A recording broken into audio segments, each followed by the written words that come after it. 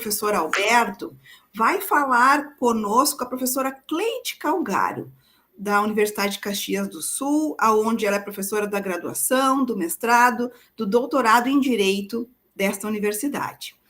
E, na sequência, o professor Luiz Fernando Fritz Filho vai conversar conosco. Ele é da Universidade de Passo Fundo, ele é professor da graduação em administração, da graduação em economia e também do mestrado em administração da Universidade de Passo Fundo. Na Faculdade de Direito, assim como no mestrado em Direito, ele é nosso professor colaborador, né, que muito atua na disciplina de Direito e Economia, Análise Econômica do Direito, no curso de mestrado. Então, quero agradecer muito, né, que vocês foram céleres em aceitar o convite para estar aqui conosco, o que nos honra, o que nos deixa extremamente feliz pelo aceite. E essa tarde aqui, colegas, são parceiros, né, são colegas que atuam há muito tempo nas discussões que envolvem o direito e a economia, têm ampla experiência, e nós vamos, então, dispor de um tempo, de um período, né, para que os professores falem um pouco das suas vivências, né, e a ideia é que, ao final, a gente consiga, então, entre nós, fazer uma discussão, uma pequena discussão sobre tudo o que foi falado aqui. As experiências dos professores são vastíssimas, né?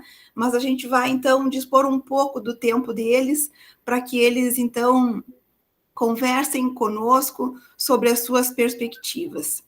Então, eu gostaria de passar, então, ao professor Alberto Acosta, para que ele faça, então, a sua exposição, converse conosco e se sinta muito à vontade. A pedido dele, do professor Alberto Acosta, eu vou, quando estivermos em 18 minutos, ele pediu que eu interrompa, né? Então, eu prefiro falar para não parecer deselegante, né? Que foi um pedido do próprio professor Alberto. Que tenha a palavra a partir de agora, com todo o meu agradecimento, professor. Muy buenas tardes a todas y a todos. Empiezo disculpándome porque no hablo portugués y no hago el más mínimo esfuerzo por hablar portuñol, porque sería aún peor. Voy a procurar hacer mi presentación en español lo más claro y lento posible, y si hay alguna duda, pues estoy dispuesto a aclararla.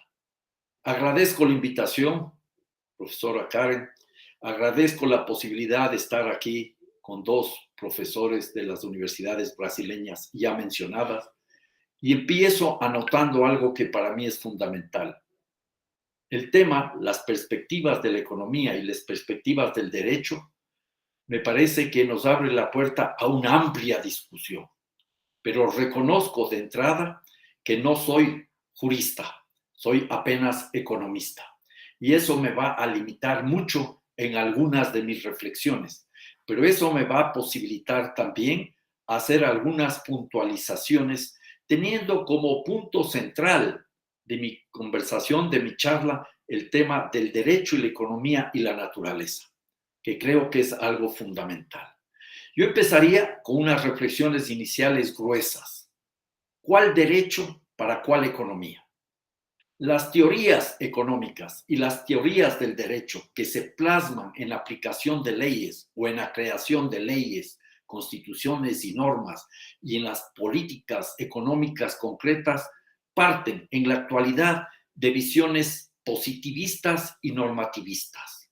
En la actualidad prima una visión del derecho en clave de una economía de mercado. Si ustedes quieren, podemos hablar de una economía social de mercado. En realidad, la economía dominante es la que se inspira en el pensamiento neoclásico o pensamiento ortodoxo. Un punto crucial del derecho en esa economía es el derecho de la propiedad o los derechos de propiedad.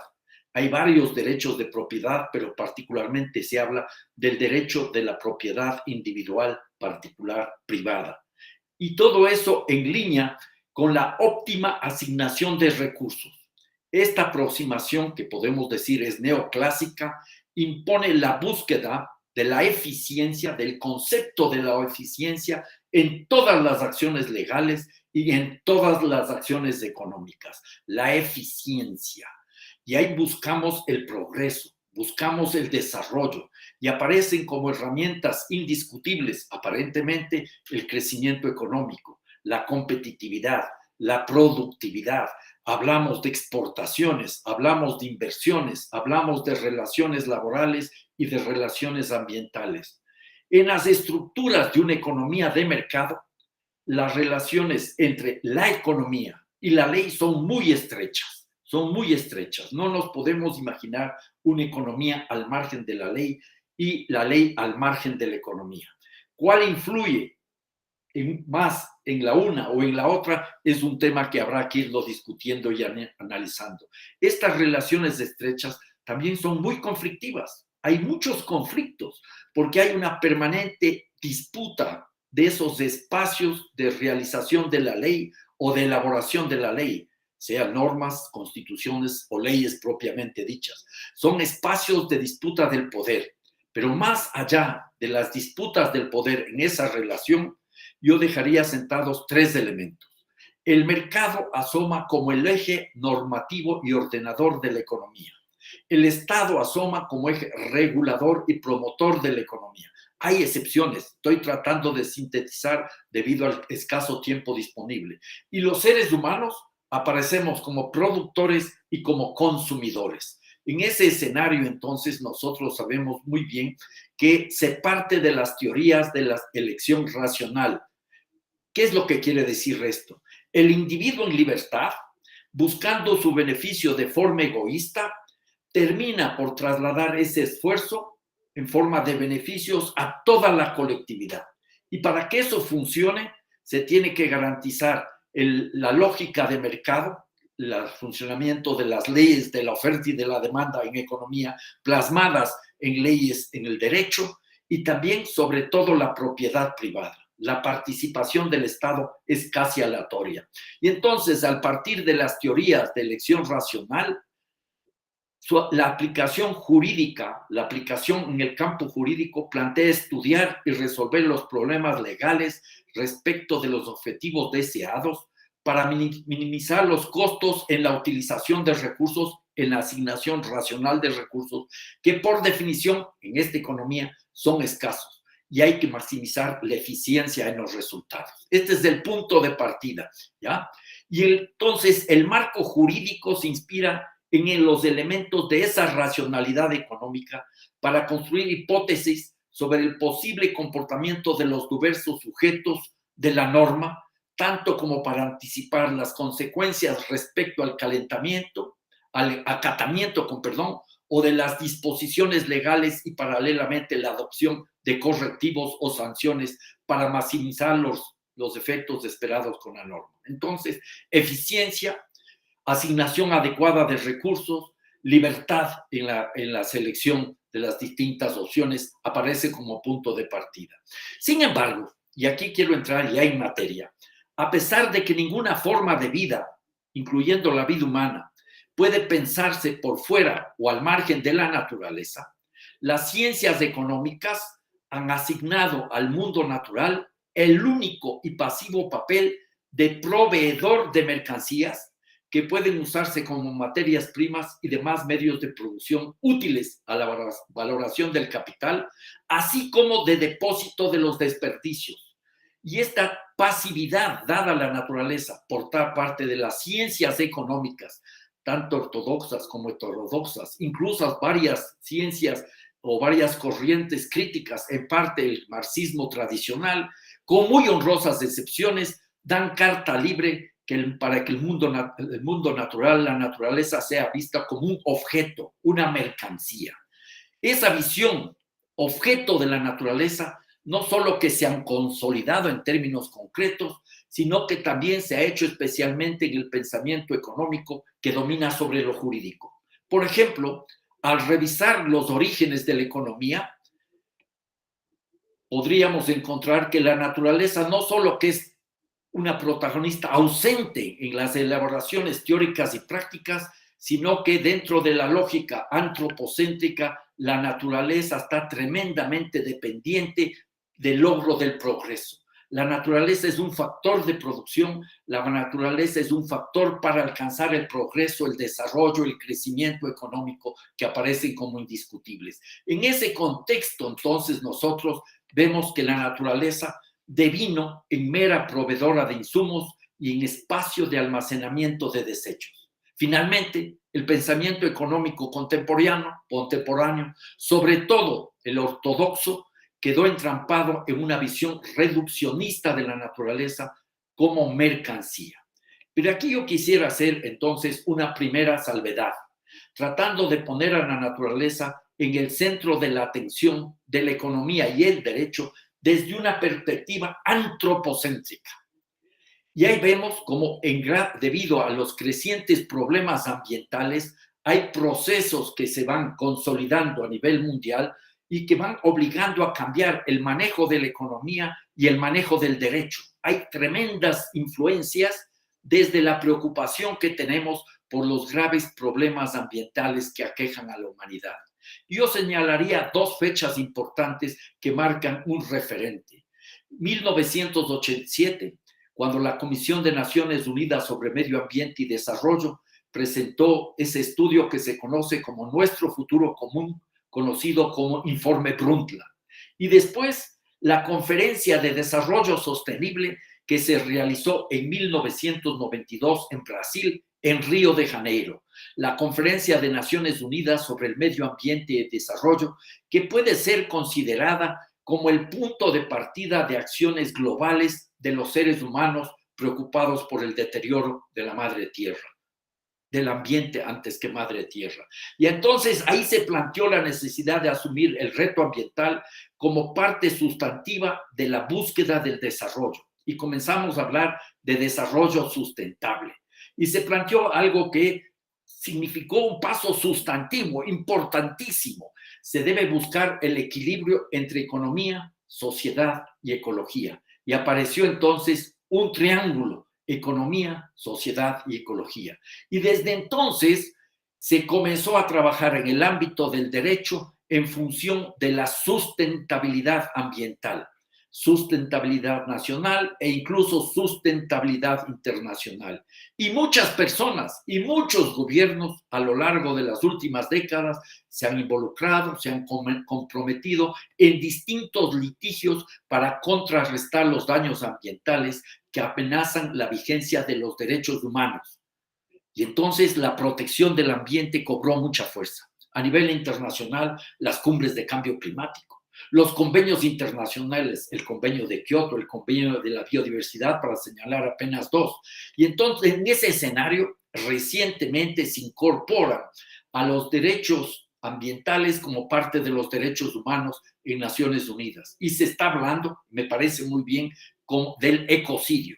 Todo eso demuestra que hay una enorme preocupación frente a una realidad indiscutible. Estamos abocados a un colapso ecológico y eso demanda respuestas desde el derecho y desde la economía. Pero esa aproximación antropocéntrica, los derechos ambientales son parte de los derechos humanos, para mí resultan insuficientes. ¿Por qué? Porque estamos ya al borde de una situación irreversible. Se han superado 6 de los 9 límites biofísicos o de los límites planetarios. El panel de cambio climático de Naciones Unidas, el IPCC, por sus siglas en inglés, nos dice que ninguna región, nos dice que ningún país, nos dice que ningún mar en la Tierra está ya a salvo de los daños que actualmente está provocando el colapso ecológico, porque no estamos viviendo simplemente un cambio climático. Cambios climáticos ha habido una y otra vez en la larguísima historia de la Tierra, geológica de la Tierra. Este es un colapso ecológico provocado por los seres humanos del antropoceno, pero en clave de acumulación de capital, la lógica del capitalismo, hablemos mejor del capitaloceno. Quiero llegar al punto tercero de mi intervención, poniendo a la naturaleza en el centro de la atención, pero ya no desde una perspectiva antropocéntrica, sino desde una perspectiva biocéntrica. ¿Qué significan los derechos de la naturaleza? Es lo que me preocupa a mí. ¿Y qué es lo que representa esto? Y me hago una pregunta. ¿Quién da derecho a quién? Cuando, por ejemplo, en Ecuador, yo fui presidente de la Asamblea Constituyente. Dimos derechos a la naturaleza como sujeto de derechos, y hicimos un ejercicio antropocéntrico, pero en clave biocéntrica. Claro, este ejercicio antropocéntrico en clave biocéntrica está expandiéndose por el mundo. Hay casi 40 países en donde los derechos de la naturaleza son en algunos casos una realidad a través de leyes, a través de disposiciones o procesos que intentan cambiar las constituciones. Pero aquí viene el punto de fondo. ¿Quién da derecho a quién? En realidad, quien nos da derecho a la vida es la naturaleza. Eso lo entienden perfectamente los pueblos indígenas, los pueblos originarios, porque asuman a la madre tierra o Pachamama como una realidad cotidiana, no como una metáfora. No somos nosotros los que le damos derecho a la naturaleza. La naturaleza nos da derecho en tanto ser nosotros naturaleza y parte de ella. Y ese tránsito de la naturaleza objeto a la naturaleza sujeto se está expandiendo en el mundo. Yo creo que esto es importante y aquí tenemos que decir algunas cosas. Es difícil romper con las tradiciones. Es complejísimo saltar sobre la sombra de uno mismo, porque esa es la realidad. Aceptar a la naturaleza como sujeto de derechos en oposición a los intereses que buscan mercantilizarla, dominarla, privatizarla, recaen tales complejidades. Se tolera, y esto es algo fundamental, reconocer casi derechos humanos a las personas jurídicas, a las empresas, a las fundaciones, pero no a la vida no humana. Eso no es nuevo. Siempre cada ampliación de derechos en su momento fue impensable. La emancipación de los esclavos, la extensión de los derechos a los indígenas, la extensión de los derechos a las mujeres, la extensión de los derechos a la niñez. En ocasiones fueron rechazadas esas propuestas por ser consideradas absurdas. Y la misma aceptación de los derechos humanos ha demandado y sigue demandando una permanente disputa. Y estamos todavía muy lejos de su vigencia plena. En suma, el derecho a tener derechos se ha conseguido siempre a través de luchas políticas para cambiar visiones, costumbres y leyes que niegan dichos derechos, que pueden ser estas luchas una fuente pedagógica potente, pero que demandan siempre claridad conceptual y voluntad de cambio. Entonces, partamos por una conclusión básica. Los derechos ambientales no son derechos de la naturaleza. Y los derechos de la naturaleza no son opuestos a los derechos humanos. Ambos grupos de derechos se complementan y se potencian. Y entonces, algún rato llegaremos a hablar de la necesidad de una declaración conjunta, tanto de los derechos humanos como de los derechos de la naturaleza. Y si aceptamos esto básico, de que somos naturaleza, de que somos parte de la naturaleza y de que la naturaleza es la que nos da derecho, vamos a abrir la puerta a una transformación civilizatoria. Casi podría decir una suerte de giro copernicano en el ámbito de la jurisprudencia, de la economía, de la política, de la cultura. Es otra civilización. Y entonces, los derechos de la naturaleza, que son una herramienta más para detener la destrucción del mundo natural y de la vida misma y proteger a quienes la defienden, nos está abriendo la puerta a un cambio trascendental. Al reconocer a la naturaleza como sujeto de derechos al mismo nivel que los derechos de los seres humanos, formando una suerte de derechos existenciales universales, se abre la puerta para entender a nuestras sociedades y a la economía de otra manera y para plantear cambios profundos. Los derechos individuales y colectivos deben estar entonces en armonía con los derechos de las otras comunidades naturales de la Tierra. Los ecosistemas tienen derecho a existir y seguir sus propios procesos vitales. La diversidad de la vida expresada en la naturaleza es un valor en sí mismo. Entonces, debemos pasar del valor de uso, del valor de cambio al valor de uso y de allí al valor intrínseco. Ahí abre la puerta a otra lógica y los ecosistemas tienen que ser valorados por sus valores propios, que son independientes de la utilidad para el ser humano. Y eso nos lleva a la desmercantilización de la vida, cuestionando la esencia del derecho de propiedad. Y este es un punto fundamental. Así hablamos de otra economía, otro derecho. ¿ya? Esto para mí es clave y fundamental, y esas son las perspectivas. Otra economía y otro derecho con otros principios, planteándonos como base fundamental, por ejemplo, los bienes comunes. ¿Cómo vamos a actuar desde el derecho frente a los bienes comunes?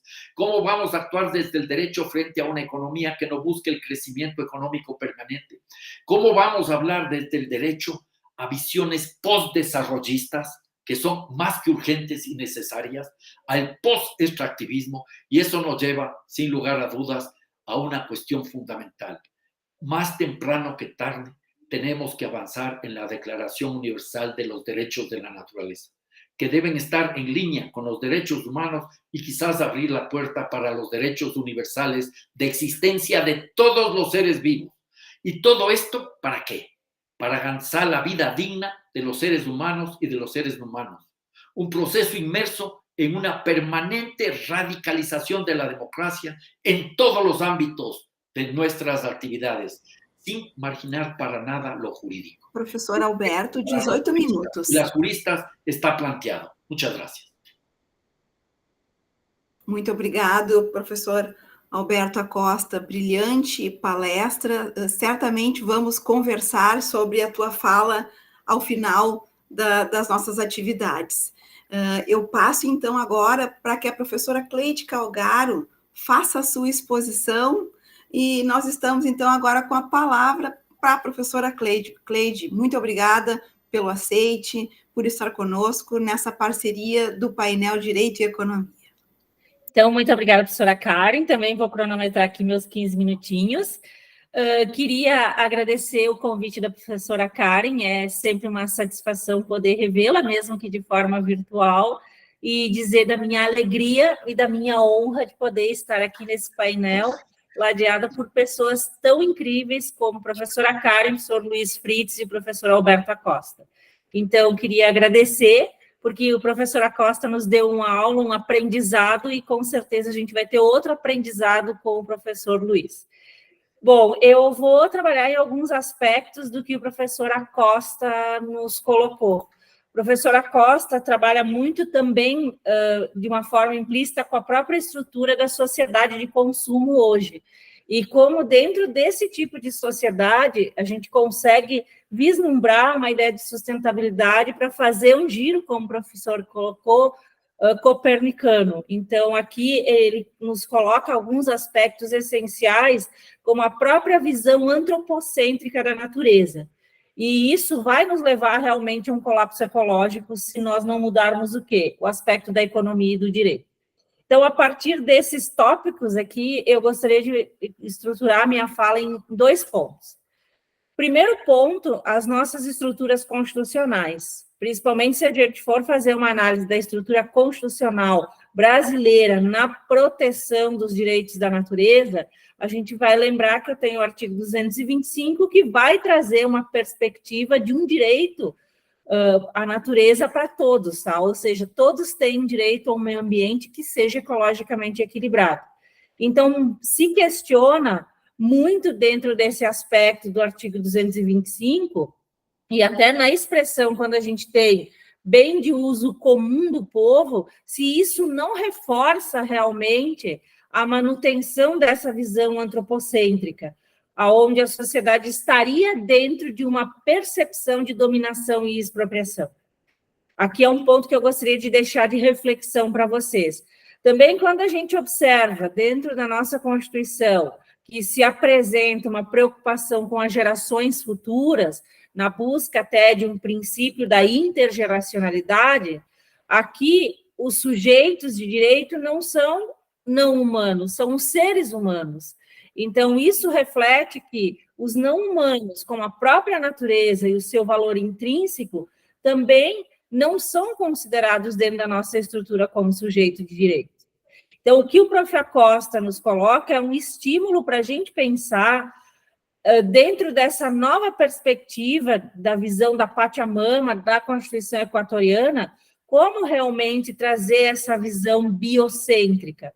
É importante que a gente sabe que essa perspectiva do artigo 10 da Constituição Equatoriana traz essa perspectiva da natureza como sujeito de direitos E isso foi se espalhando pela sociedade. Mas quando a gente pensa no Brasil, é preciso pensar como isso poderia ser implementado. Por que eu digo isso? Porque a gente precisa repensar e refletir. Nós temos uma série de problemas socioambientais. E é através da Constituição que a gente também consegue uma ressignificação das formas de consumo e das maneiras como considerar a natureza e as pessoas, trazendo, assim, essa visão mais plural, ou, como diz o prof. Acosta, essa virada e essa nova perspectiva de visão dentro da sociedade. E aí vem o segundo ponto que eu gostaria de colocar para vocês, e a gente fazer uma reflexão depois. Que tipo de sociedade a gente vive? A gente sai de uma sociedade de consumo para uma sociedade de consumo centrista. O consumo regrado não é o problema. O mesmo acaba sendo necessário para a vida em sociedade e para a própria estrutura econômica, não é, prof. Fritz? Eu sempre, desculpem, eu abrevio os nomes, tá? Então, o consumo regrado não é o problema. O comprar um sapato, por exemplo, não estaria fora do padrão de consumo e econômico. O problema é quando se está comprando 10 sapatos sem que haja uma necessidade. Então, o maior problema está no consumo excessivo e sem medida, onde as pessoas compram sem necessidade. Até aí, nós teríamos a ideia do consumismo, ou seja, um desejo das compras, ou compras feitas de uma forma desenfreada. Agora, quando isso vai para um hiperconsumismo, que você tem um ato exagerado e compulsivo, e aonde você coloca a sua felicidade nas compras, o próprio Lipovetsky coloca isso, a gente começa a ter um problema. Então, hoje, essa sociedade, eu diria que ela acaba sendo denominada uma sociedade de consumo centrista, onde o consumo ele acaba sendo o centro das decisões das pessoas e aonde o mercado e as grandes corporações elas acabam tendo uma forte influência na tomada de decisões. E aqui vem o aspecto que o prof. Acosta colocava, que se eu vou ter um colapso econômico, eu vou ter que ajustar a questão econômica também e do direito. Então, dentro dessa sociedade consumo-centrista, as questões sociais e ambientais, muitas vezes, elas são postas no segundo plano. Por quê? Porque para o consumidor o importante é consumir, para as grandes corporações o importante é lucrar. E isso faz com que tanto a natureza quanto as questões ambientais, elas deixem de ser observadas. Então, quando a gente vê as catástrofes ecológicas, os colapsos ecológicos, os recursos naturais sendo explorados de forma desmedida e sustentável. E, por um outro lado, quando a gente vê a desigualdade social, a pobreza, eles muitas vezes são tidos como problemas aceitáveis dentro da nossa estrutura social. E o problema aqui é quando se aceita algo como natural, quando você naturaliza um problema que não pode ser aceitável. Quando você naturaliza algo que deve ser refletido, a gente transforma isso como hábito e acaba sendo um problema, porque a gente vai aceitando determinadas questões que não podem ser aceitas dentro desse contexto social. Então, aqui o que eu pretendo também trazer para vocês é a necessidade de compreensão de que o consumo ele estaria no centro da vida contemporânea e que muitas vezes essa mudança de perspectiva, ela também vai passar por uma ressignificação da forma como a gente tem a estrutura de consumo. Volto a repetir, o consumo regrado não é o problema, mas o problema está numa estrutura consumo-centrista, onde eu coloco o consumo como centro e esse consumo ele se torna cada vez mais exagerado.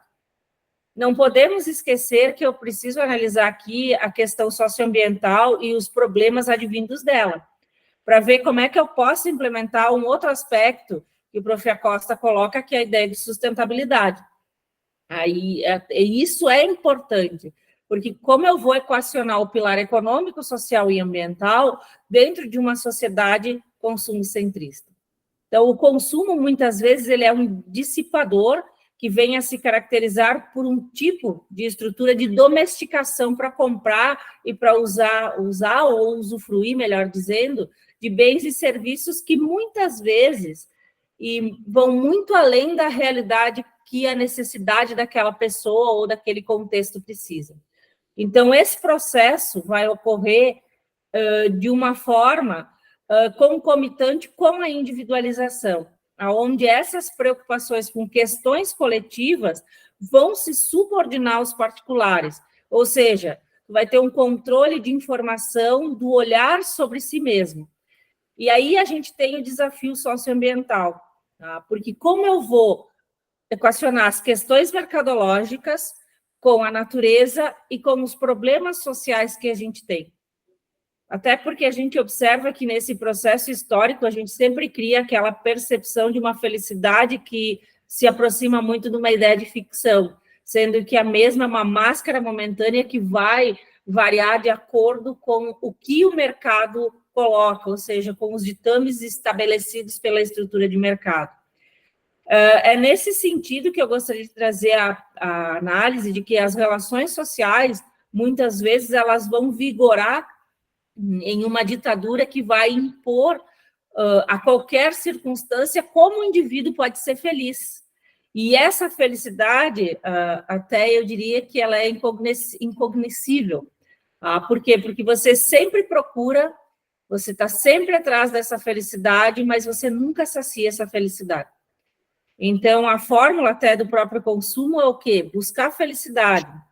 Mas como é que tu vai buscar felicidade? Tu vai trocar essa felicidade, se muitas vezes elas vai se esvanecer, se esmorecer, e você nunca consegue chegar a essa estrutura de felicidade. Tem um autor bem importante que eu gosto muito, ele é antropólogo, é o Erving Goffman, e ele tem um livro, A Representação do Eu na Vida Cotidiana, onde ele coloca que as pessoas sempre vivem em máscaras. O indivíduo, porque a máscara é a persona, e as pessoas acabam sempre colocando as máscaras, porque elas nunca conseguem, dentro da estrutura social, ser realmente o que são. E isso é uma reflexão para pensar como é que eu ressignifico tanto a forma de consumo, como eu também ressignifico e busco essa visão que o professor Acosta coloca. Porque a gente hoje tem que sair, tem que fazer uma travessia do antropocentrismo para o ecologicentrismo, por exemplo. O próprio professor Acosta coloca o biocentrismo, eu diria até a própria ideia do ecologicentrismo, buscar essa visão ecológica, buscar a visão mais de que nós somos parte do sistema terrestre, nós não somos o essencial, mas nós somos parte de um todo. E é importante pensar isso, só que o problema está quando muitas vezes a gente coloca a máscara do consumo que as grandes corporações e a sociedade nos impõem. A gente rotula e acaba, a partir desses rótulos, seguindo esses rótulos muitas vezes sem pensar. E até é importante se pensar aqui, porque as necessidades, elas são inúmeras, são reais, mas são imaginárias. E a forma de buscar a satisfação dentro dessa estrutura que eu coloco para vocês, muitas vezes vai gerar uma insatisfação no mesmo momento da suposta satisfação. É uma forma de dizer que o consumo, muitas vezes, ele era paradoxal. Ele se consolida em algo que modifica e controla as ações individuais, e essas máscaras, elas são expressões, muitas vezes, controladas por sentimentos. E esses sentimentos sempre vão representar um papel e esperar um reconhecimento do público. E esse papel, dentro dessa estrutura de padrões de consumo, muitas vezes são ditados pelo poder econômico e pelas grandes corporações, que acabam influenciando muito esses aspectos. Então, a gente precisa pensar que dentro desse palco da vida, a gente é ator, se apresenta sobre uma máscara, e, ao mesmo tempo, como um personagem que a gente projeta no espaço para os outros, a gente é plateia, porque os outros também estariam representando um papel em cima das suas máscaras. E aí vem o problema do consumo. Esses papéis, muitas vezes, eles são ditados por estruturas de consumo. E aí você pensar em como estabelecer uma sustentabilidade dentro de uma sociedade que tem essa perspectiva, é realmente sair de uma visão antropocêntrica para uma visão mais ecológica. Mas como fazer isso? E aí vem até minhas conclusões. Uma forma de fazer isso Eu diria que é ressignificar e repensar esse modo de consumo, essa forma predatória, como o mesmo vem sendo executado dentro da nossa estrutura social. A gente agora tem um exemplo típico, que é o Black Friday, né? Que todo mundo sai desesperadamente comprando produtos para a Costa. E muita gente acumula tanto produto que não sabe por que comprou. E isso, muitas vezes, é uma imposição de uma máscara que essa sociedade de consumo vai trazendo. Porque eu tenho que comprar, comprar. E se a gente for fazer uma análise, e aí eu não sou economista, vou deixar a professora Costa para o professor Luiz, os produtos estão subindo vertiginosamente. Porque, claro, no Black Friday, que eu brinco, eles vão descer no valor que normalmente a gente compraria. Mas é uma forma de se pensar, porque aí as pessoas vão usando essas máscaras, muitas vezes, trazidas por essa sociedade. Então, aqui é importante se pensar globalmente, mas é preciso agir localmente. Eu diria que é um caminho e é um desafio. Mas a gente, assim, consegue concretizar a sustentabilidade, consegue ter a formação desse novo pensamento crítico e consegue também ressignificar a forma de consumo e a nossa forma de agir em sociedade. É importante pensar no papel que o Estado tem e também pensar que a gente vive dentro de uma perspectiva sistêmica, onde nós somos parte da natureza, nós não somos o essencial dentro da estrutura natural. Alguns pontos, professora Karen, se deixaram de lado, como a empatia, a cooperação, que são aspectos que devem ser retomados e que são essenciais se a gente quer realmente mudar essa sociedade. Eu diria que aqui o próprio Bauman, ele coloca uma frase, talvez eu não repita de forma igual, tá? Ele diz num dos livros dele, agora não me lembro mais qual, que a sociedade de consumo, ela consegue tornar permanente a nossa insatisfação. A gente está sempre insatisfeito. E dentro dessa insatisfação, a gente está sempre representando um papel para tentar buscar uma felicidade que você nunca vai conseguir se tiver essa perspectiva. E aqui, para finalizar de forma efetiva, eu gosto muito do Paulo Freire.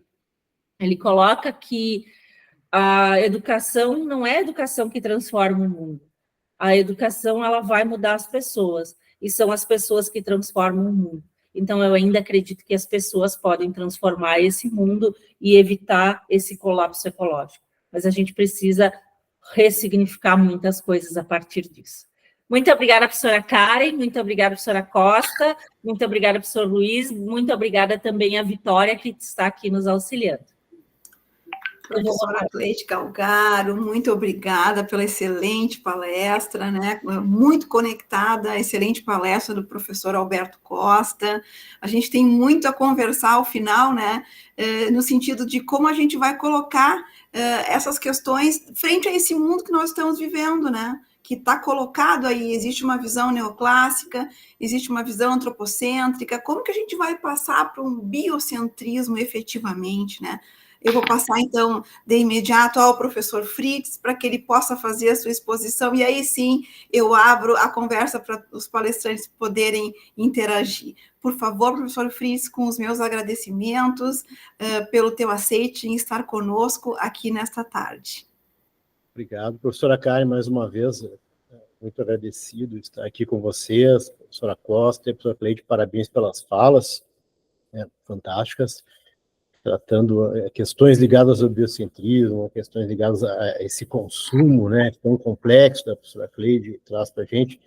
A minha fala eu vou tentar ser objetivo. Eu pensei no momento inicial, como a gente está tratando as perspectivas entre as duas áreas, né, como nós estamos com oceanos, né, dois oceanos aparentemente distantes entre direito e economia, e professor, eu sou na formação de administração e tenho a formação em economia em pós-graduação. Eu não sou jurista também. Eu tenho essa experiência, né, muito em função de há muito tempo trabalhar disciplinas de economia no curso de direito, né, e a gente trabalhar naturalmente no curso de ciências econômicas e administração da minha unidade, e de quase uma década, né, trabalhando como colaborador do programa também em direito.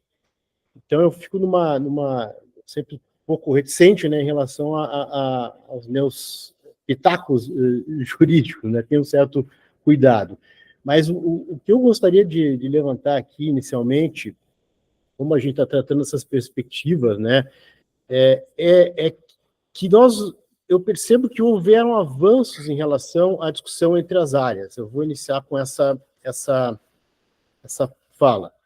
Porque eu percebo que no final da década de 90, nós tínhamos ainda, vamos dizer assim, uma aderência um pouco limitada em relação às áreas, né? E isso a gente percebia ao longo da evolução dos programas e dos próprios cursos de graduação e nível de pós-graduação, né? Que esses elementos eles vão começar a serem mais, assim, trabalhados de forma conjunta, né? No nosso caso, em tela, né, professor Acosta e a professora Cleide, eu estou trazendo muito a questão da Universidade de Passo Fundo, né, que é uma referência que a gente tem muito presente, né? Nós conseguimos fazer essa conversa, né, de forma mais intensa a partir dos anos de 2010, 2015, né, quando nós já estávamos muito envolvidos, né, com pós-graduação ligado a projetos de graduação. E aí nós conseguimos trabalhar, e até hoje trabalhamos, né, essas temáticas com grupos de pesquisa, tanto no Instituto Censo quanto na graduação. Isso tem avançado, né? E entre esses avanços, né, alguns temas, eles são muito importantes e nós conseguimos fazer essa aderência de forma mais intensa. E eu vou referir, sobretudo, a um tema que ele tem um sentido perto do que os colegas estão trazendo, que é o tema que a gente tem trabalhado muito sobre a ótica do desenvolvimento. Por quê? Porque nós estamos percebendo realmente esse descuido, né, nesse modelo que nós estamos realmente exaurindo os recursos já naturalmente escassos, né, e com toda a ordem de desdobramentos socioeconômicos. Entretanto, nós não estamos conseguindo, de fato, salvo raras exceções, gerar um mínimo de desenvolvimento de bem-estar para as populações do planeta. Esse é um problema muito complicado. Tá? O que eu percebo que no Brasil é um caso típico. Nós temos nossos países tem as piores distribuição de renda do planeta. Entretanto, se nós vamos olhar o Brasil em termos de riqueza, né, pegarmos um simples PIB global, estamos lá 12ª, 8ª posição, dependendo do momento, né? Então, nós temos um processo muito complicado, que, logicamente, não teria tempo aqui da gente discutir, porque isso vem de um processo desde a colonização, no caso brasileiro, até o presente, né?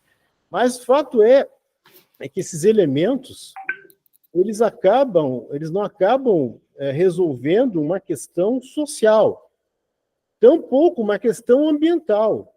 E a questão econômica, como a professora Cleide referiu muito bem, ela é solução para alguns grupos de poder, um poder muito intenso e que conseguem colocar, vamos dizer assim, uma lógica, né, de consumo totalmente distinta de um país como o nosso, que tem uma quantidade de percentual de pobres muito intensa, tem uma quantidade de população vulnerável muito intensa nas dimensões que temos.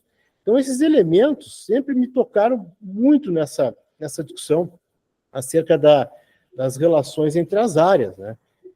E dentre esses elementos, como eu tenho também uma aderência forte com a questão das organizações, né, com a teoria administrativa, então eu entro além da teoria econômica com a teoria administrativa, que muito da teoria administrativa ela acaba bebendo na fonte de teorias econômicas, né, de elementos para a gente minimizar, né, ou tentar trazer soluções potenciais, né. E a professora Cleide, quando trabalha os elementos do consumo, tem um autor que foi o prêmio Nobel, o Amartya Sen, a gente trabalha muito com o Amartya Sen no programa, porque o Amartya Sen, ele, independente do que nós vamos tirar como conclusões da sua leitura, ele acaba encantando muito, e os alunos eles acabam se identificando com a questão econômica e jurídica muito em função, quando se trabalha desenvolvimento, né, da lógica do desenvolvimento como liberdade. E a gente começa a perceber, nesses pontos, né, que nós estamos muito aquém dessas relações no Brasil.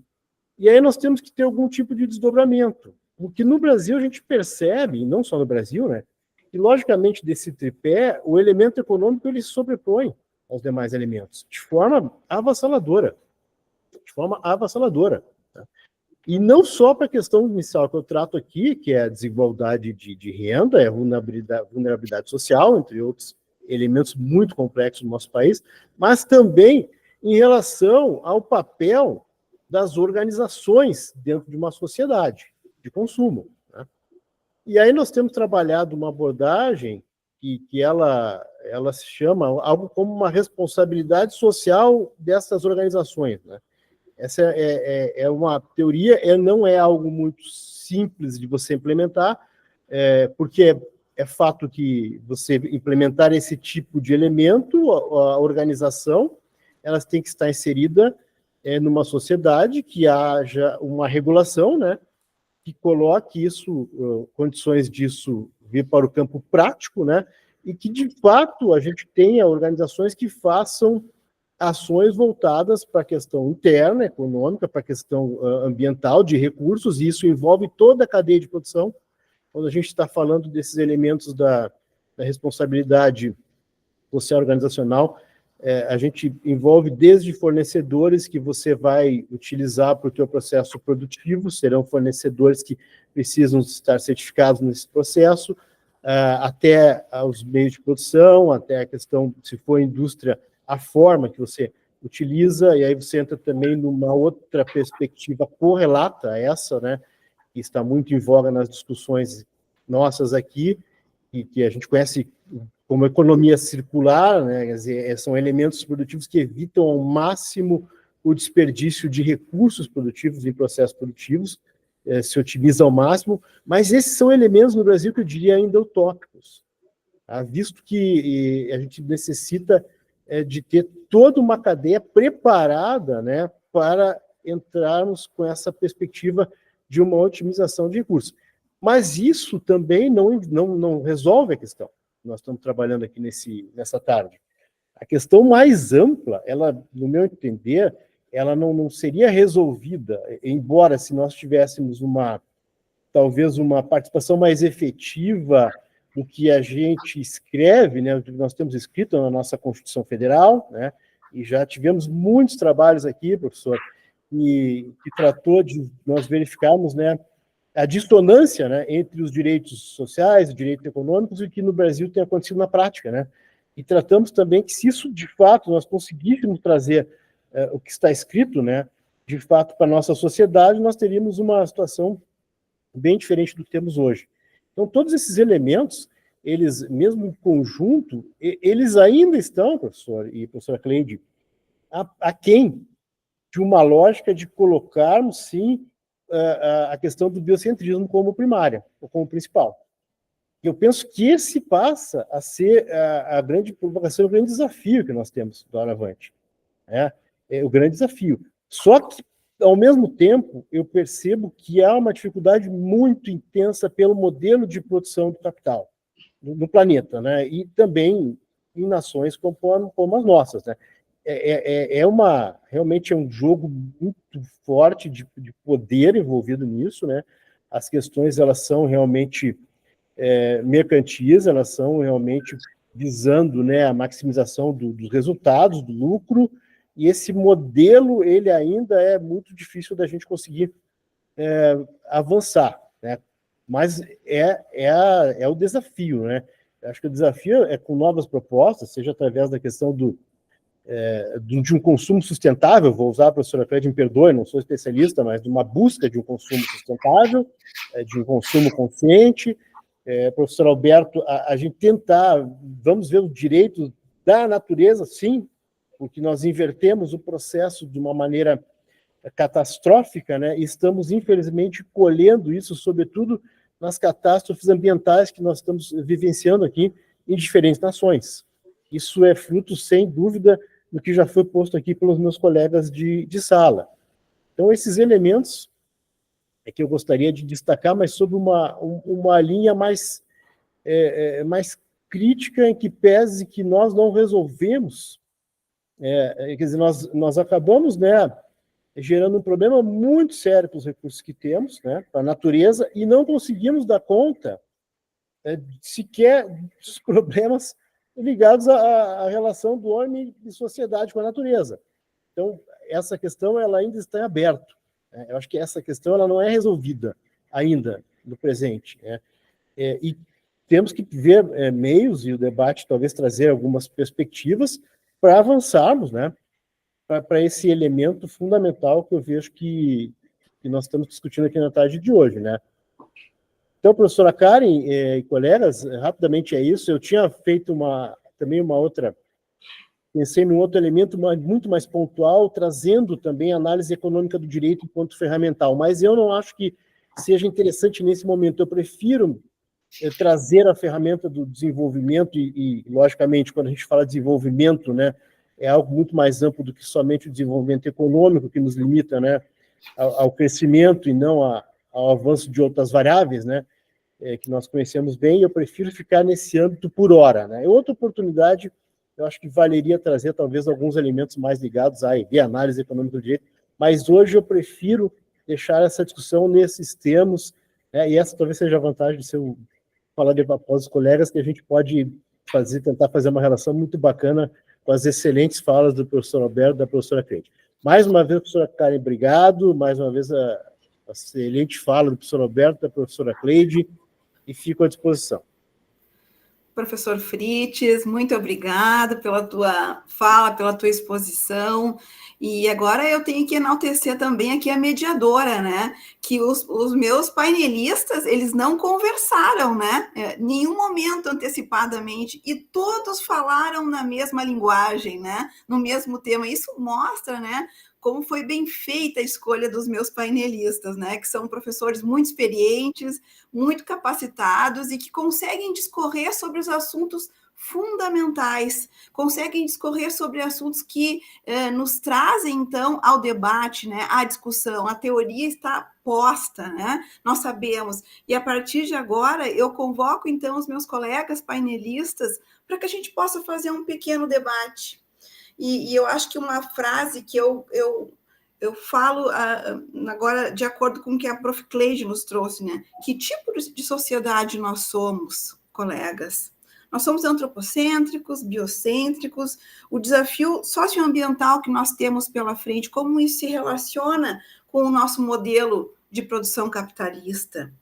Será que nós estamos todos envoltos num sistema de hiperconsumismo? Gostei muito do termo da Black Fraud, né? Como a gente relaciona isso às dimensões do poder, a questão do papel do Estado, que o professor Acosta também pode nos trazer um pouco sobre a sua percepção, assim como os modelos de poder que nós temos, as dimensões de poder que nós temos hoje no mundo. A professora Cleide, o professor Fritz podem nos trazer questões sobre isso. E muito do que nós vivemos hoje está relacionado ao nosso papel na universidade, né? A universidade, até bem pouco tempo, nos dava esse papel de desenvolver as teorias.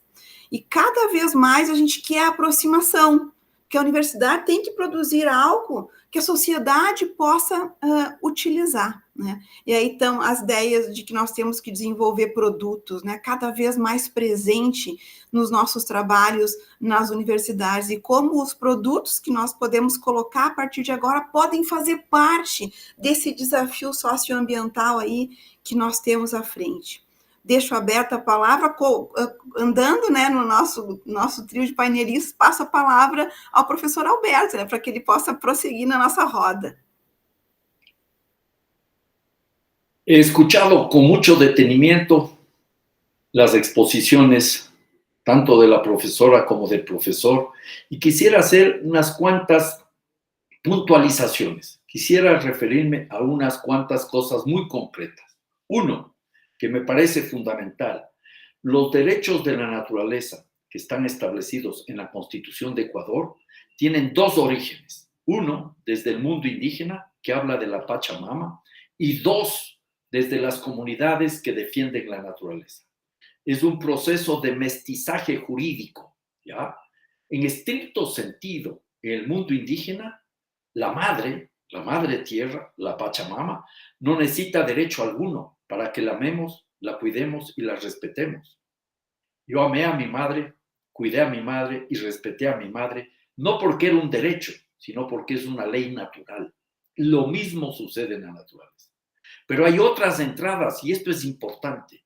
Esto es importante porque hay que tratar de llegar a otras formas de entender la vida y el mundo, ¿ya? Porque muchas veces se dice, profesora Karen, que eso viene de los indígenas. Yo no soy indígena, esto está bien para los indígenas. No, hay varias entradas para los derechos de la naturaleza. Hay entradas desde la jurisprudencia. Empecemos por el trabajo que hizo Christopher Stone, ese norteamericano que en 1972 defendía los árboles gigantes en California, las secoyas gigantes. Y esa lista es enorme, crece cada vez más. Juristas que entienden que la naturaleza es la que nos da el derecho y eso plantea una nueva jurisprudencia. Hay otras aproximaciones filosóficas. Si nosotros dejamos de lado la visión de Descartes, de René Descartes, que veía la naturaleza como un reloj de piezas intercambiables, y dejamos de lado el mandato que planteó Sir Francis Bacon, que decía que los seres humanos tienen que hacer como la Santa Inquisición, torturar a la naturaleza para sacarle sus secretos, y recuperamos el pensamiento de Baruch Spinoza, un filósofo holandés de hace más de 400 años, que hablaba de la mater natura, de la natura naturanda, no de la natura naturada, que entendía que la naturaleza es el punto de partida de la vida misma, ¿ya? Para él casi era una divinidad, ¿ya? Y eso se proyecta a otros personajes como Hans Carl von Carlewitz. Otro día les podría contar quién es, el primero que acuña el término de la sustentabilidad y dice en un libro de 1713 que la sustentabilidad de un país no se puede conseguir destruyendo la sustentabilidad de otros países. 1713. Hans Carl von Carlowitz. Luego podemos hablar de Alexander von Humboldt, que hablaba de la relacionalidad. Podemos recurrir a aproximaciones religiosas, desde Francisco de Asís, el gran teólogo filósofo brasileño Leonardo Boff, y la encíclica Laudato Si del Papa Francisco, ¿ya? Podemos aproximarnos desde las ciencias exactas, con Lovejoy y Margulis y otras tantas personas que han trabajado el tema, que plasman a la vida de la naturaleza, a la tierra, como la Gaia, un sujeto que merece respeto y que tiene derecho a ser sostenido y garantizar su existencia. Incluso podríamos entrar desde la literatura, y ahí me quedo, con el libro de Ítalo Calvino, cuando escribió esa novela en 1957, El varón rampante, que prefigura la vida de un joven que vivió solo en los árboles y algún rato se encuentra con Napoleón. Es una novela y le dice a Napoleón y explica que se requiere una nueva constitución para una nueva república con derechos para las mujeres, para los niños y niñas y para la naturaleza. O sea, a los derechos de la naturaleza caminamos desde diversas partes, incluso desde visiones tradicionales como podrían ser la de las culturas germánicas antes de la llegada de la civilización romana, ¿ya? Que hablaban de las cooperativas de la marca y que recuperaban una relación de armonía con la naturaleza. Este es el punto fundamental. Un segundo punto, y ahí ya entro en discusión con lo que he escuchado acá que me parece fundamental. Coincido con la profesora Cleide. Tenemos que resignificar el consumo. ¿Qué significa el consumo? ¿Ya? Y ahí es una de las cuestiones más complicadas. Yo no estoy en contra del consumo, por supuesto, si tenemos que consumir para vivir. Pero, ¿qué significa el hiperconsumo? Cuando ella dice que mucha gente acumula por acumular, hay mucha gente que no acumula nada porque no consume casi nada. Y entonces ahí hay que meter el tema de la inequidad social, ¿ya? Y ahí el tema de todo lo que representa esa ilusión del consumismo. Porque yo sostengo, a modo de una metáfora, que en la cabeza de los seres humanos hay un chip, casi un ADN consumista. Hay que consumir porque eso hace feliz a la gente. Hay que consumir porque eso nos hace progresar. Hay que consumir porque es el sinónimo de desarrollo. Pero no todos pueden consumir igualmente, porque no hay planeta que resista eso. Eso es fundamental. Yo tengo una cifra que me da siempre la vuelta en la cabeza. Tenemos que consumir, y voy a hablar luego también del tema del desarrollo que plantea aquí Luis Luis Fernando, ¿ya? El tema del desarrollo también voy a hablar, pero imaginemos consumo. Si todos consumiéramos al ritmo de lo que están consumiendo los países considerados como industrializados de Estados Unidos, ¿cuántos planetas necesitamos? ¿6? ¿4 planetas? ¿Ya?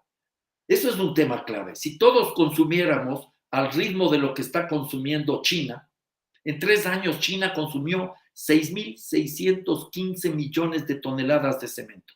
6.615 millones de toneladas en 3 años. 2011, 2012, 2013.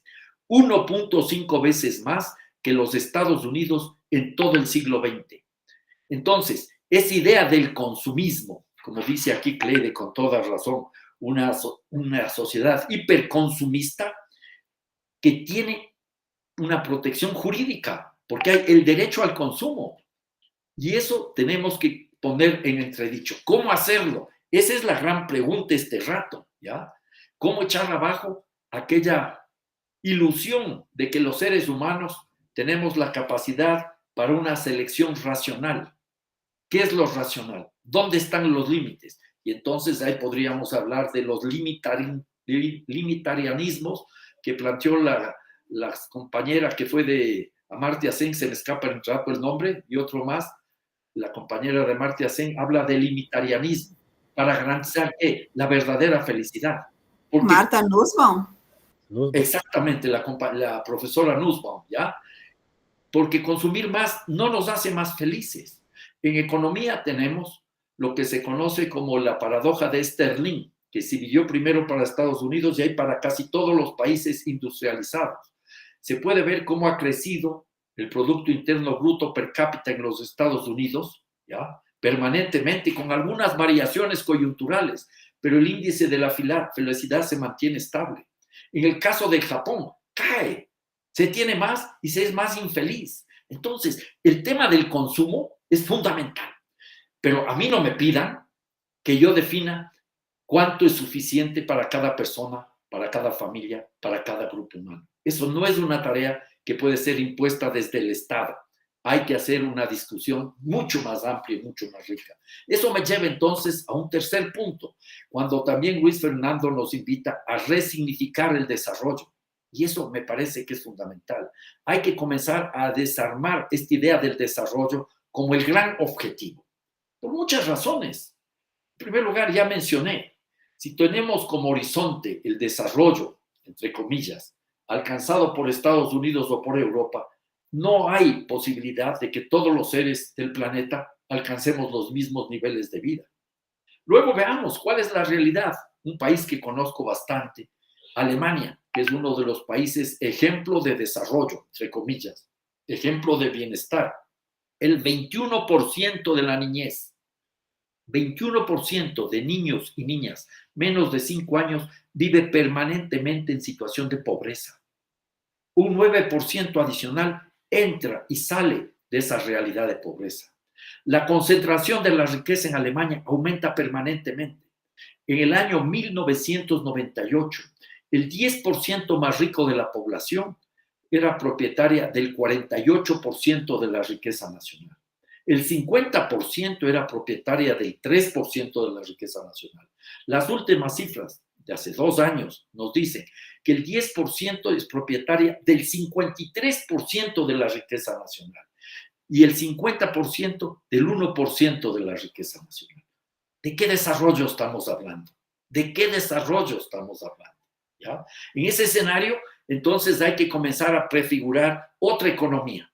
Yo creo que esa es una de las grandes tareas. Una economía que no esté atada a la religión del crecimiento económico permanente. Una economía que entienda que no funciona ese triángulo que mencioné, economía, ecología, sociedad. No, la economía tiene que estar al servicio de los seres humanos, pero la economía y los seres humanos y la economía tenemos que vivir en armonía con la naturaleza. Ese es el reto. Ese es el reto de otra economía y en ese escenario tenemos que ver cuál es el papel que va a cumplir la jurisprudencia, el derecho, para ir adecuando estas realidades. 2 puntos más y termino, que me parece que es importante dejar sentado. Aquí la profesora Cleide señaló algo que me gustó mucho y que estaba pensando cómo podríamos ampliar.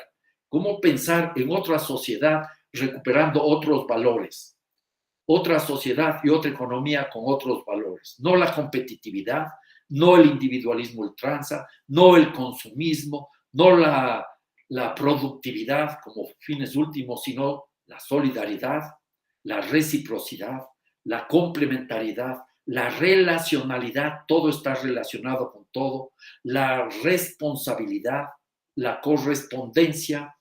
Todos los seres humanos vivos somos necesarios y recuperar la sustentabilidad, y para mí es algo clave. No solo la eficiencia, sino la suficiencia. ¿Cuánto es suficiente para ser felices, para tener una vida digna? Y entonces todo esto nos lleva a algo que para mí es clave. No se trata de más Estado ni de más mercado, sino de más comunidad. Y eso es fundamental. Y concluyo con un último punto. Disculpen, me plantearon muchas cosas y me provocaron muchas cosas. Sin lugar a dudas, cuando hablamos de justicia ecológica, tenemos que hablar de justicia social. Porque si solo protegemos la naturaleza y nos olvidamos de los seres humanos, eso es un ejercicio de jardinería. Ese no es el sentido de los derechos humanos y de los derechos de la naturaleza.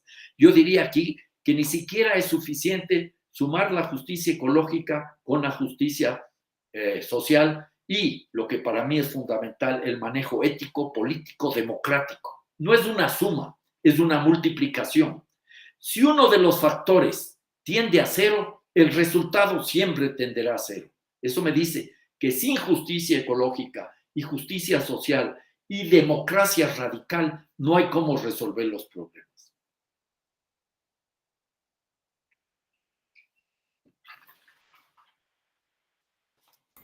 Muito obrigado, professora Costa, pelas contribuições, né? A professora Costa fez, então, uma visão, uma análise a partir das falas da professora Cleide e do professor Fritz, né? Fez comentários a partir das falas dos colegas. Excelente, professor Alberto, e que a gente possa cada vez mais estreitar as nossas relações, né, de trabalho, junto aos nossos acadêmicos, porque nós temos visões heterodoxas e que se aproximam muito, né, do que o pensamento acadêmico está sendo posto a discutir, né, é extremamente próximo dos nossos debates. Então, é muito importante que a gente traga para os nossos alunos que, mesmo estando em universidades diferentes, até em países diferentes, nós temos um pensamento muito convergente, muito convergente. Eu colocaria ainda nessa questão da natureza, né, com um pensamento que nós temos que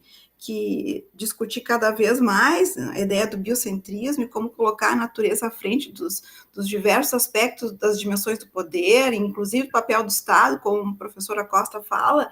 A própria economia, ela não considera a mulher, né? O comportamento econômico, ele está sempre colocado na visão do homem, né? Então, ela não discute a questão dos trabalhos domésticos, do trabalho reprodutivo, como nós falamos, né? Também é um pensamento que a economia feminista vem trazendo à frente e que vem cada vez mais se refletindo nessa questão da sustentabilidade, que tanto nós precisamos discutir, né? Até, professora Costa, o tema do Enem, que é uma prova, né, que os nossos alunos precisam realizar do ensino médio, estava relacionado com essa discussão, né? Também é uma questão da economia heterodoxa e que fala, então, que a sociedade ainda não reconhece a importância do trabalho reprodutivo das mulheres, né? Não consegue contabilizar isso, que é esse trabalho envolvido, o trabalho doméstico, não consegue colocar ainda em termos de valor, né? Que é algo que precisa ser colocado, ele é um trabalho completamente invisível na sociedade hoje, né?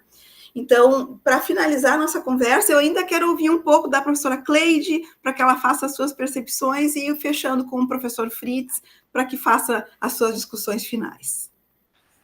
Então, muito obrigada, professora Karen. A professora Costa foi brilhante nas suas colocações, ele conseguiu sintetizar vários aspectos que são importantes. Eu sempre tenho muita preocupação, professora Costa e professor Luiz, que não é só resolver a questão ambiental, a gente precisa resolver a questão social. Eu não vou resolver o problema ambiental se eu não resolver a questão da desigualdade, da pobreza que assola a nossa estrutura social.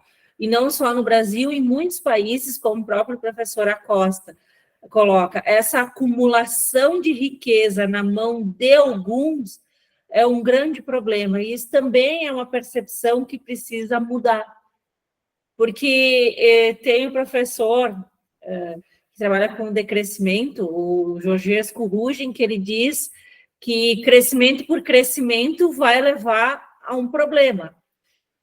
Então, é uma perspectiva onde a gente não pode ter um crescimento simplesmente por crescimento e ele se concentrar somente na mão de alguns. Então, acho que para a gente realmente efetivar a sustentabilidade ela perpassa pelas questões socioambientais. Por isso que eu costumo juntar os dois, o social e o ambiental. Eu preciso resolver o problema da fome, eu preciso resolver o problema da desigualdade social.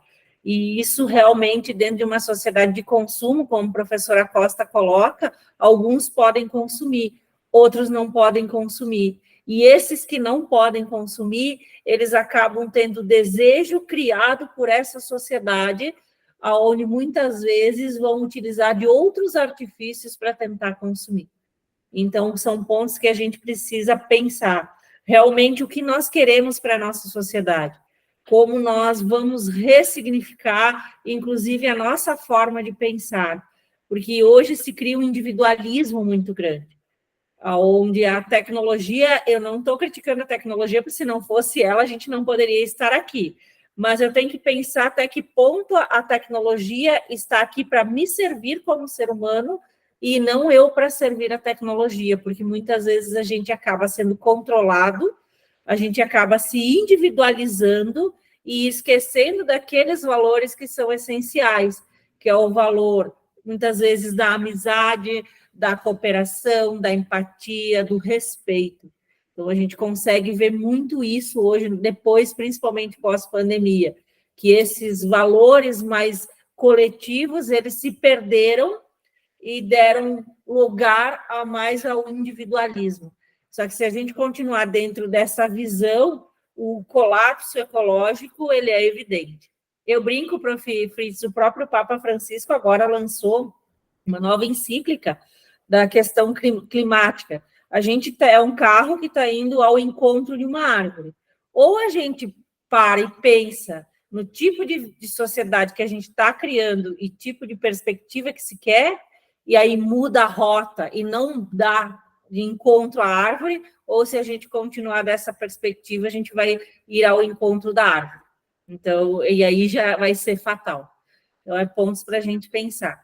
Acho que tem ainda tempo, não é a teoria do caos total.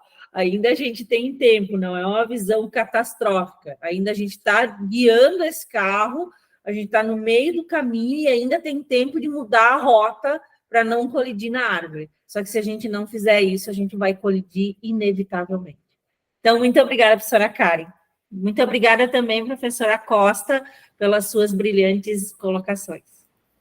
Professora Cleide, sempre muito especial te ouvir. Para mim é um privilégio ouvir a professora Cleide, professor Alberto, professor Fritz, que pode, nesse momento, então, fazer uso da palavra para suas palavras finais, professor.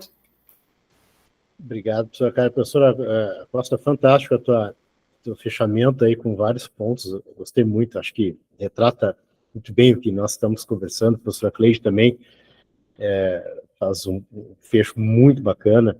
Eu estava aqui pensando, quando a professora Costa coloca, né, a questão da construção, né, por exemplo, do marco constitucional, né, que tu traz para nós. Aí eu fico pensando que isso fará toda a diferença, porque nós vamos ter que ter uma discussão, a sociedade vai ter que ter uma discussão, as sociedades, né, que vai partir de outras perspectivas. O professor é economista e traz alguns dados, né, da concentração, de fato, de riqueza em países diversos, né, e esses elementos, eles estão, enfim, em territórios que nós não temos como ter uma gerência, uma gestão nisso, né.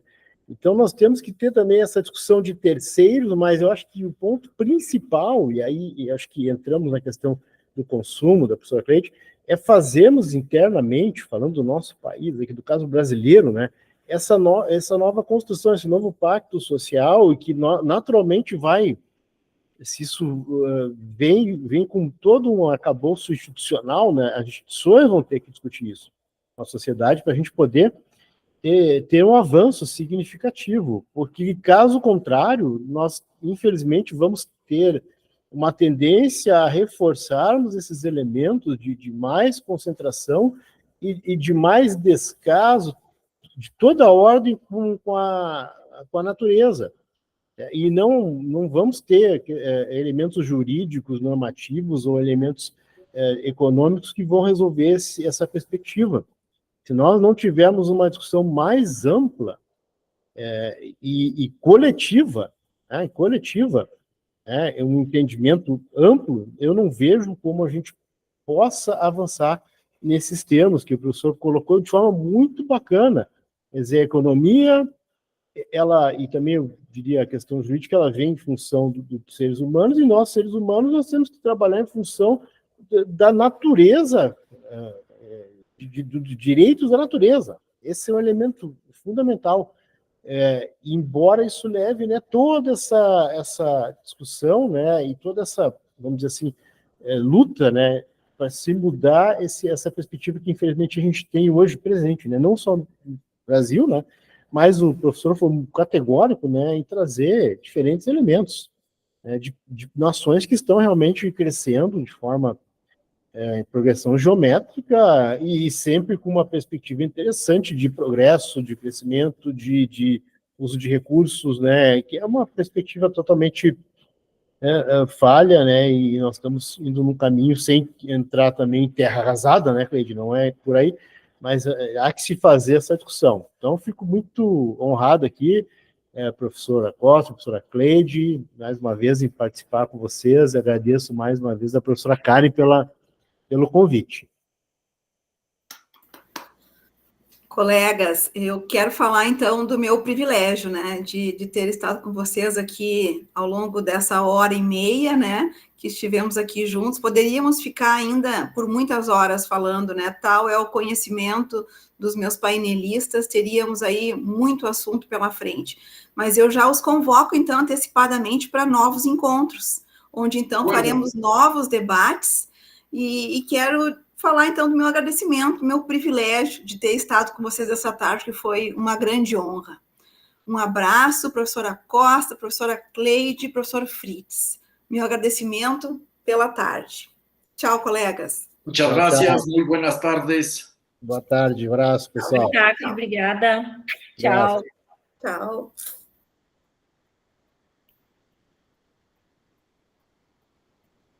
Ô, Cleide.